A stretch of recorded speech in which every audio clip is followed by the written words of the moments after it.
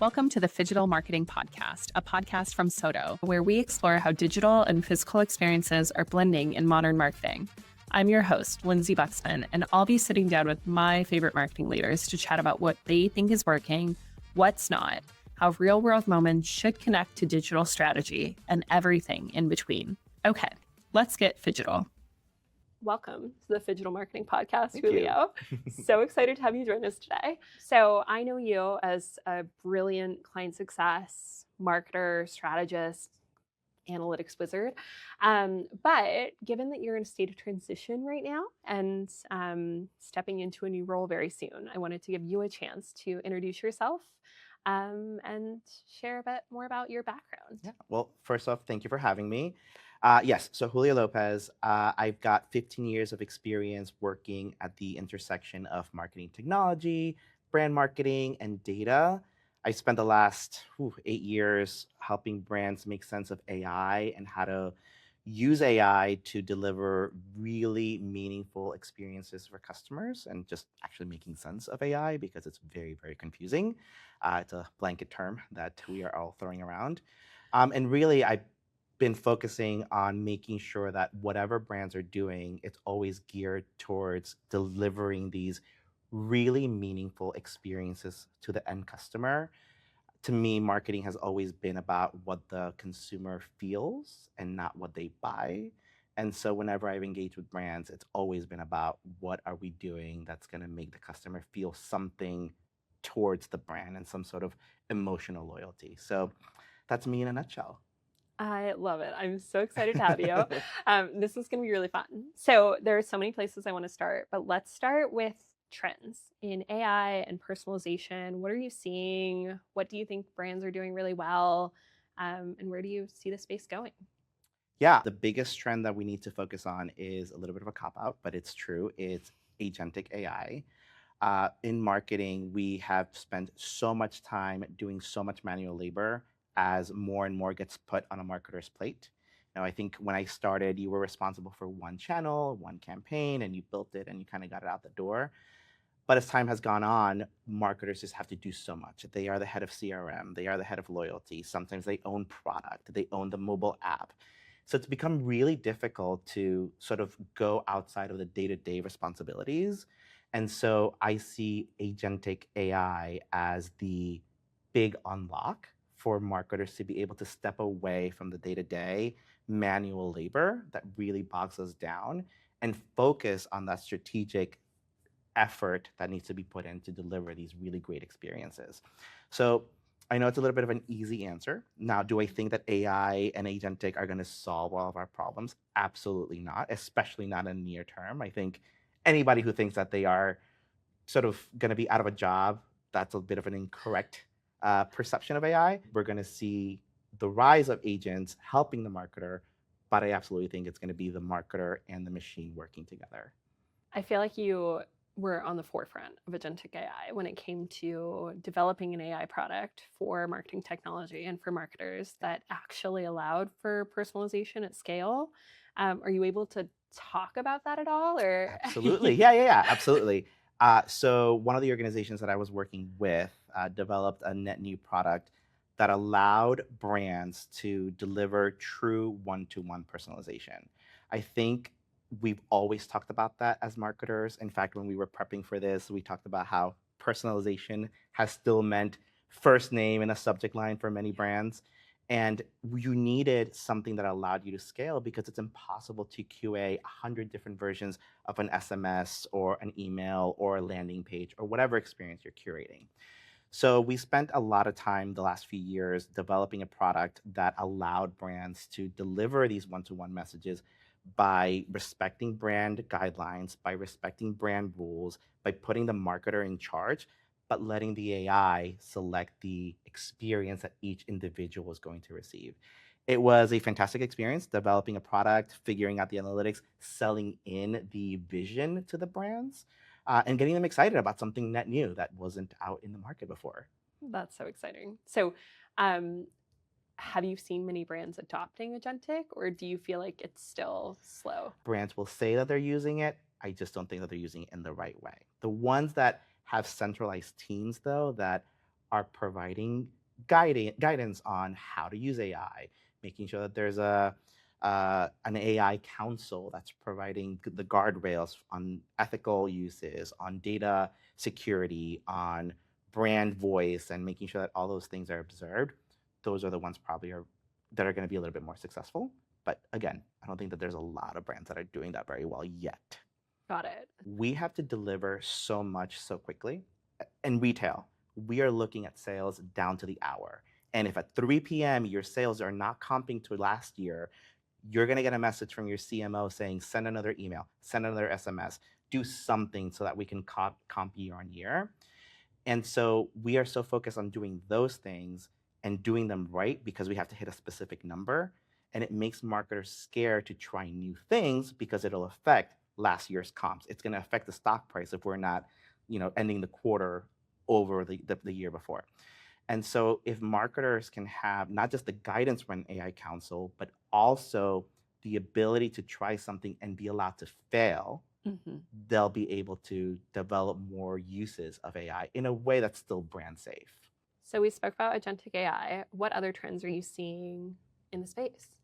So to me, intent is becoming the currency of AI. And what I mean by that is historically you go onto a website, you go into a store and you're looking for a blue shirt.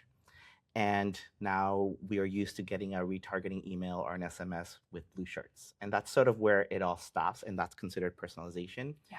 But your intent for that blue shirt was a garden party or this podcast or some other event that you're going to, right?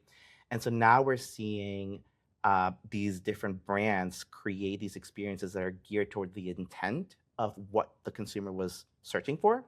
So they'll provide, hey, you're going to a garden party. Here's that blue shirt and options for that blue shirt. But here's a white linen pant. Here is a wedge. But my point is, you have these brands that are now using the intent of what the consumer is going onto the site for.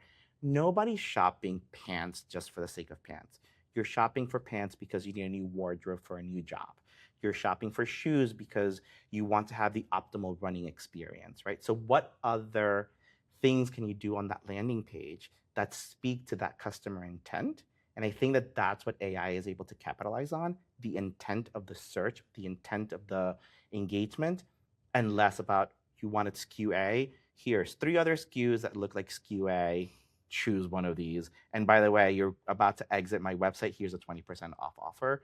All of that is going to go by the wayside, I think. And it's going to be more about, I'm going to get you to convert because I'm giving you a full solution, not just answering the question that I thought you were asking by giving you more of the same product. I was talking to a CMO of just a apparel retailer, but they do adventures. They like to support life's adventures. And so they're thinking about, how do we ask, what adventure are you planning for next? And then planning kits around that. So it's definitely becoming a trend, but you are naming it, which is really exciting. And that data component too, I think, you're asking these questions, you're collecting all these different clicks, you're collecting that intent. That's a much richer data point than I have your first name on file, so I'm going to personalize the hero message of the email with your name. I have your birthday, so I'm going to send you a birthday offer.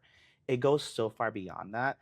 And what I think is going to happen is consumers are going to become so much more accustomed to those experiences that they're going to demand those experiences from the brands that they're engaging with. And so anybody who doesn't do that will be left by the wayside. So I don't think brands have a choice but to compete in this new arena of anticipating consumers' needs before even the consumer realizes that they need it, right? Bit of an example, I guess. I was traveling recently and we had a blizzard in the Northeast. So my flight was impacted. I was in Florida, so I was warm. But I got all the different notifications from Delta that were saying, hey, your flight may be impacted. Here are the options. It almost prepared me for everything that was coming. That's one way of anticipating consumer needs, which goes above and beyond like, hey, your flight got canceled, and here's the new rebooked flight with 3 connections and a layover in Atlanta or whatever, which happens. Are there technologies that you're excited about? As somebody who is obsessed with data, I'm a marketer at heart, the technologies that are going to allow marketers or brands in general to use or access data more quickly are the ones that get me the most excited. The challenge that I've tried to solve for a lot of brands over the last 15 years has been breaking down data silos, right? You've got your loyalty team and their data, the mobile app team and their data, the website team and their data, and the CRM team and their data. And it just continues, right? All these different data silos tend to proliferate, but no matter how much we try to connect them, it's always really, really difficult. We've had customer 360, we've had CDPs, but being able to access that data has always been a challenge. And so there's technologies like High Touch and Databricks and Snowflake that are really investing in leveraging AI agents, what have you, to make that data more accessible. And so making the data more accessible to these individuals, democratizing that data to the email team, the mobile team, the SMS team, whoever it is, I think is going to be one of the biggest unlocks. And it's tech that I'm really excited about because it was there, but it had the promise, it just wasn't delivering on the promise. The other thing that I'm excited about, and it kind of speaks to the world that I was living in before, is how AI is helping brands with creative optimization. We have always had a sense as marketers, as brand representatives of what our audience might like, but it was always a gut feeling. We didn't always know why we were gravitating to one specific thing versus another, but it was still very subjective, right? And whoever was at the helm of the brand team, the photo shoot, what have you. And now we are in a world where AI is making it easier to generate a ton of different options of creatives. Still, though, you need to figure out how you're gonna find what's working and not working. And that's where companies like Movable Ink, who do great at figuring out what creative resonates with individuals, Persado, who do really great at figuring out what copy resonates with individuals. These techs are now giving the marketer more information that they just didn't have before, or maybe they didn't have time. But now you've got this tech that's allowing you to say, hey, when you are a little bit more playful in your copy, you are going to drive incremental sales. All these insights that you just didn't have before as a marketer, that has me really, really excited. Is there a threshold of like over testing or over segmenting now, or you feel like that's gone away now that we have agentic? I don't think that there's a risk of over testing. What I do think is a limit is how much you're able to action on, right? So AI can let you test a number of different things. It's going to give you a number of different insights, right? So no limit there. But you as a brand and you as a marketer, how many of those things are you actually going to action on? That's the limit, I think. So don't test for the sake of testing, but test to answer a specific challenge. I am losing market share with my female shoppers. I am losing market share in the beauty department or this specific category. Very cool. Do you have any best practices for SMS in the sense of like how often should brands be sending? Is there a limit on SMS? Like what have you started to see as you've started to personalize with an SMS? One thing that brands would do well to remember is that SMS is quite literally the most personal channel that you can communicate with a customer on. One of my big fears, having such a strong background in email particularly, is that we will do to SMS what we did to email, which is just butcher the channel completely and just oversend and overdeliver. We do have the one guardrail that because it's so, I'm going to use the word invasive to get an SMS and it's easy to opt out. I don't think that brands will get to that point too quickly where we kill the channel. But as an individual brand, you need to decide how much is the right amount. When you start seeing those drop off in responses or those bigger opt outs, you need to quickly action on that. SMS is so rich, it delivers so much value. Any unsub is worth so much more than an email unsub, for example. Another best practice is you need to have a reason why you're sending that message versus not delivering that in other channels, right? And you shouldn't be sending an abandoned cart email and an SMS. Figure out which one makes the most sense for that specific consumer. Figure out how they want to be spoken to, and then double down on that. But again, I think SMS should be for very specific reasons, for customers who really like that channel and respect that they have given you their phone number and deliver messaging that is adding value to that specific consumer. Brands should think of their consumers as friends that they're texting, and you don't want to annoy them. And it's very easy to tell. And I think you also have to give them a reason to stay engaged, right? So I mentioned earlier, delivering high value messages in SMS. To me, that's not necessarily an offer or anything like that. It could be you bought this really expensive leather bag or leather good here's how to take care of it, or reminding you like we are as a brand are here for you. At the end of the day, it's about the relationship. Very smart. So let's talk about phygital marketing. What are you experiencing and seeing in the space? And are there brands that are doing phygital well today? I think there's brands out there that are doing it as well as they can given the current technology. One of my favorite brands that I think does a really good job connecting online and in store is DSW. The reason for that, though, is that they're using their membership program as the connective tissue between online and in store. In one of their earnings reports a few years ago, that close to 90% of their transactions in store are tied to a loyalty ID. And that makes it easier for them to say, hey, here's where you shopped in store. Now my emails, my rich push notifications, my SMSs are going to be that much more personalized. It's not just whatever you were browsing online. But I think that they're able to, they've shown that they are able to collect that in-store behavior data, that purchase data, and use it to personalize other channels. So it's almost the reverse flow where in-store is influencing digital, which I think is really, really interesting. On the flip side, you've got brands like Target, for example. Their app, also really fantastic. You can go in there, you can figure out what store you're at, and it'll pull up like a store map.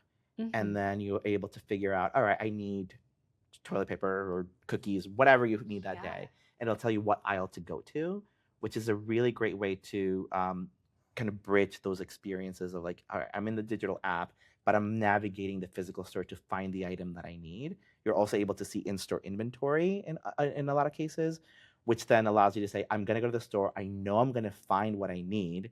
So as a consumer, I'm not going to have that negative experience of, I just drove to get this thing that's no longer available.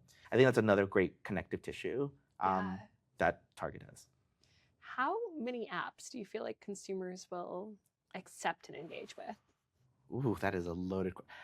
I think I can speak for the sample size of one. And that is, it's going to be a limited number of apps. I think consumers will download an app for an offer. But if it's not a product that you're buying regularly, that app download probably won't stay, right? The system will automatically kind of delete that app, or people will get rid of it, or it'll just never get opened again, which if it doesn't get open, it's the same thing as not having downloaded it ever, right? Because it just used it for the welcome offer. I think most consumers are probably engaging with 10, 15 shopping apps. And the reason that I say that is because that's the average number of loyalty programs that consumers are a part of. Whether they're actively participating or not is a different topic. But because they have all these different memberships, I would assume that that translates into the apps that they're engaging with. Yeah. Are there ever moments where you're pushed to download an app and you don't want to? Like, I personally don't want to use apps, but tell me more about like your experience there. Sure. Two different stories, so we'll see which one resonates with you. So one recent one was I went to a coffee shop and I apparently needed to download the app and order online before I was able to order a coffee. And I'm just walking. There's a Starbucks down the street. I can't be bothered to download an app to try your coffee shop to place my order when I'm right at the register. And that may make me sound a little bit older, but it's not for me. But you would have just ordered on Starbucks. Like, you have that app. It's just this other brand hasn't earned an app spot yet. Exactly. But I wanted to try the new coffee shop. You know, I've seen them in the news recently, and it just seemed like something that would be worth trying. And it created this barrier, right? Yeah. And so maybe it's intentional, maybe it's working really well for them. I don't know their business, but for me, it's going to be a roadblock, right? If I can't engage with your brand without this thing in the middle between us, then and there's another option. That's the other factor, right? There's another option right down the road. There's no reason for me to download that app. And then there's the smaller things that are a little bit more frustrating, like I have to download an app to control the lights in my living room, and I have to download an app to, I don't know, manage my subscription for certain things that I need. At a certain point, it becomes a little bit too much to handle. And sure, if it's a necessary app, I'll keep it. But I like to avoid downloading things that I'm not going to engage with on a fairly frequent basis. And to me, frequent is like at least every 2 weeks. Yeah. Tell me about some phygital experiences or brands that you feel like are doing phygital really well. I don't think you can talk about Phygital without talking about Starbucks. Mm-hmm. The way that they have been able to create this sort of cycle that it's very difficult to break out of, where you walk out of your apartment or your home, you open the app, you place your order, and you go grab it from the drive-through or from the mobile pickup. It is addictive. It is easy. And what I think many marketers don't realize, it's just buy online, pick up in store, but in a experiential way. That to me is the perfect example of blending physical and digital in a way that adds value to the customer, makes their life easier, and most importantly, gets you that coffee that you so desperately need before you start your workday. Yeah. The in-store experience, which first of all, it's where most of the money is being spent in retail, right? Mm-hmm. But the in-store experience is the one place where you can hit on every element. You can drive transactional loyalty because the consumers are going to spend and likely spend more. You can drive emotional loyalty because the consumer is able to connect with your brand in a way that the best website is going to have difficulty doing. Mm-hmm. And you can inform the customer, right? So unlike online where you're looking for a specific product, you kind of have an idea of what you're looking for. There's a little bit less discovery. Not that it doesn't happen, obviously it does, but there's a little bit less discovery relative to in-store. One of my favorite brands is Kiehl's, and I go in there and I want the, anti-shine face cream, and I want my shampoo, and I know what scent I want, and every time I go in there, I say I am just buying my refills. I am buying the things that I need. And every time I walk in there, I end up walking out with something else that I wasn't planning on buying. But the reason is that the associates are able to guide me into things that I would like. Those associates are amazing. They're evil is what they are, but they're so great. No, they're so good. So many of them been with Kiehl's for decades now. Which I think speaks also to the culture of the brand. I think Kiehl's, yes, great products, fantastic in-store experiences, but the way that they're able to just connect my individual pain points as a consumer, and then make recommendations is unparalleled, right? In the winter, I might have dry skin. They're able to see what it is that I purchased before that worked before, and then give me more direction. And this is why I walk out with more items than I needed. Yeah. Plus the samples. The Love samples. sample. I love that. What do you feel like is overrated today? We are overly focused on data perfection. As somebody who's been in this world for a really long time, I've made my career on the access to data. So data is very, very important. I don't want that to be lost. Yeah. But the need for data perfection, I think, is what's holding a lot of marketers back, a lot of brands back. There's so much that you can do with a limited data set without having a perfect customer 360 profile, without having a perfect CDP. And I think a lot of brands are putting way too much stock into, if this isn't perfect from launch, then it's not going to launch at all. And part of that, I think, stems from these marketers not being in organizations that allow for them to try and fail. I think organizations that allow individuals to fail and fail fast and learn and keep going are the ones that are the most successful. And if you're not allowed to do that, then you're going to be afraid to launch with a limited data set. You're going to be afraid because the CDP isn't quite complete. A lot of money is being left on the table. That's, I think, the reason why you have all these digital native brands that were winning for a really long time, because they're scrappy. We got this, we're going to get this out the door, and we're going to learn and iterate. Yeah. And I think somewhere along the lines, some companies, as they became more established, they became afraid of the iterative process of building a brand. And they were like, if it's not perfect, then we're not going to get it out the door. And it's holding them back. So you would say just start and also Just be do okay it. with failure. Just do it. Yes. There's no such thing as failure. Even if you take a loss on sales, even if there's a bit of a negative experience, even if the worst happens, you're still learning something, right? And you know what not to do next time. And so you're still getting something extremely valuable out of that. You're going to get something out of the pilot. You're going to get something out of the initial rollout. Just start somewhere, just do it, and then go from there. I love that. I had a client today. They were launching a big partnership with GoPuff, and we said, let's not overcomplicate this first message and this first survey. Let's just send it out to this less segmented audience. We sent it out faster than we could have if we had segmented more. And then we learned that there was a break in the way that they were working with GoPuff. And so like, that's a really good example of like, well, the campaign wasn't successful, but we also didn't waste time. And now we can go fix what we need to fix. Right. And that's the thing. Like, if you feel psychologically safe in your job, you're going to be more willing to take those risks. Yeah. So I would love to see more ELT, more C-suite convey that message to their teams to say, I'm giving you agency to try something new. Otherwise, this is just a different way of, without them saying, this is how we've always done things. If you don't create psychological safety for your direct reports or for your leadership team, you're basically saying that without saying it. And so you've hired these amazing marketers to run your brand. You have to give them the agency to try different things and the budget. That's also the budget. you got to give them the budget to try something else. Yeah. Especially when marketing is the engine that is driving growth. You've always been on the vendor side, but really curious, like as you've started to work with and explore other vendors as well, like what works, what doesn't? I think in this world, what's working really well is that vendors are leveraging AI to generate a lot of different product features. So I really like that they are pushing the envelope in innovation by using the tools that are up and coming.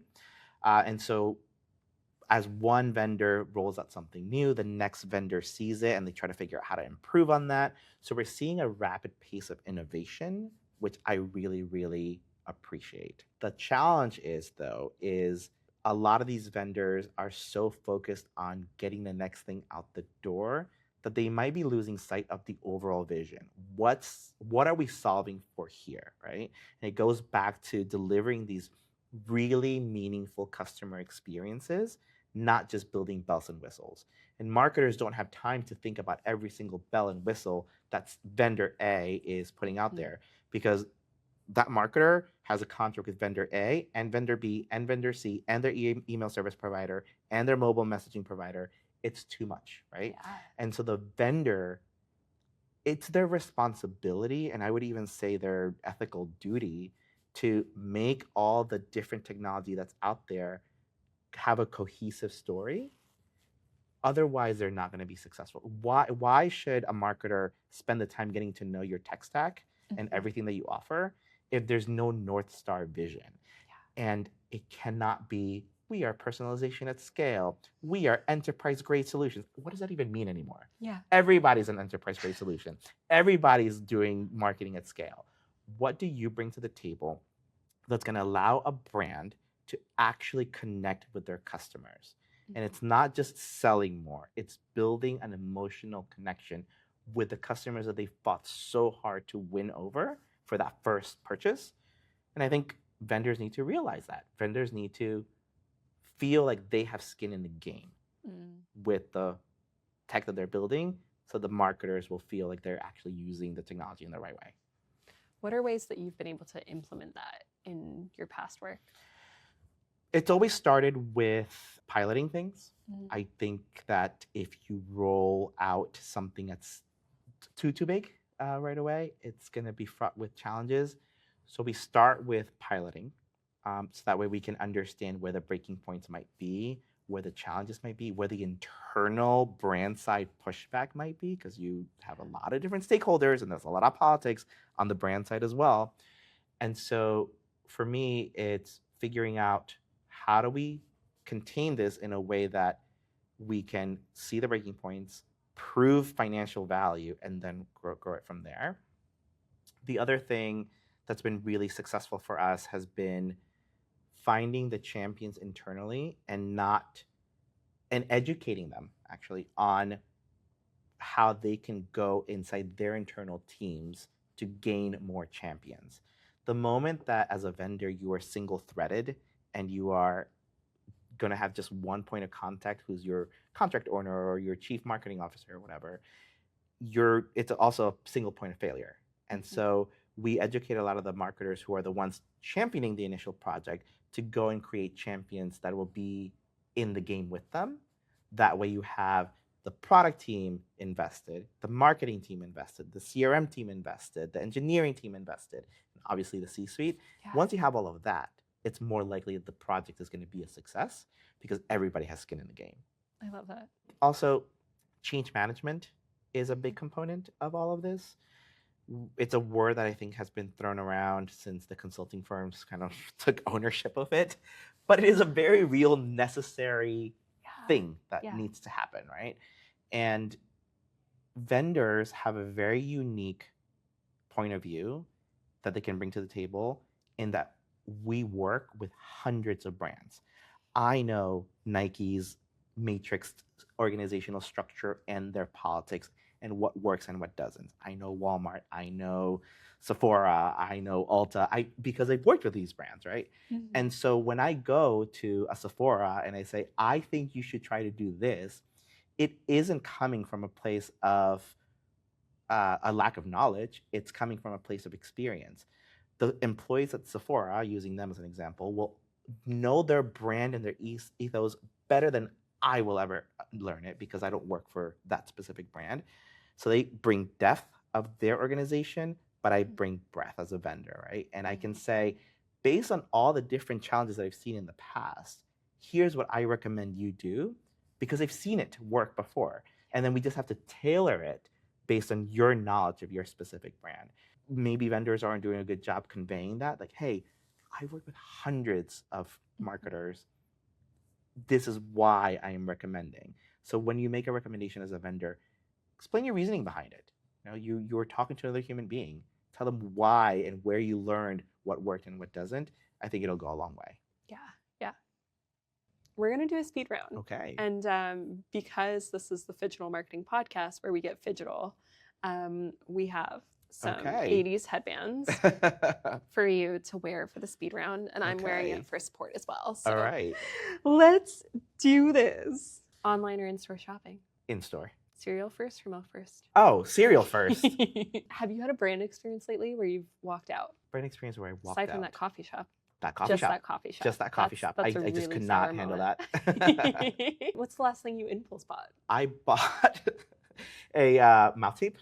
It's a new thing that I'm trying. Yeah, is it called hostage shape or it's different? I haven't tried hostage shape yet. It was whatever Amazon recommended. It works great. Does it really? I think so. It's a little, it pulls a little bit, but it's great. There's so many benefits of mouth tape, but I think it's a good thing. Fitness event you're planning for next or training I for? want to do a 5K in the next couple of weeks. Oh, yes. I have not been running in a while, so I'm ready to get back into it. The weather some days here in New York it's can be feeling helpful. It's feeling like spring's coming, so that's what's motivating me. I was walking around Central Park and people were running. I was like, I'm going to do a 5K.